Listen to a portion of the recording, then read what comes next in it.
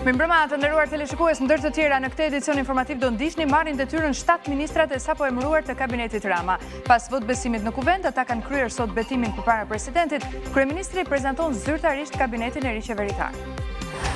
Ministra e Infrastrukturës dhe Energjetikës Belinda Balluku i lë stafetën pasuesit të saj në këtë detyrë Enea Karakaçit. Balluku u thekson se do të vazhdojë të mbështesë drejtësinë dhe se hetimet do të mund të vijojnë normalisht.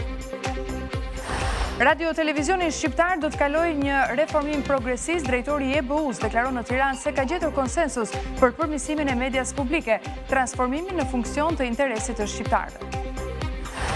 Shpërndahet Parlamenti i Kosovës, presidentja Vjosa Osmani merr vendimin duke njoftuar kalimin në zgjedhje të parakohshme. Reagon kryeministri Kurti, vendimi është antikushtetues, zgjedhjet nuk janë zgjidhje.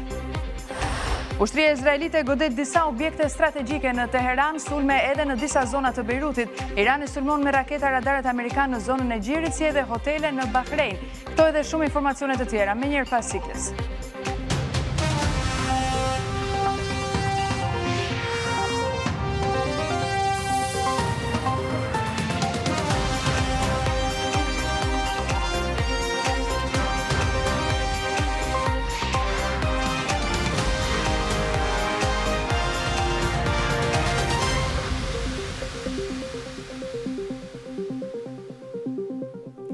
Edhe njerë mirëmbrëma të gjithëve, kjo është revista televizive, nisim tani më gjerësisht me dorën mbi kushtetut. 7 anëtarët e rinj të kabinetit Rama u betuan përpara presidentit Bajram Begaj duke marrë zyrtarisht detyrën.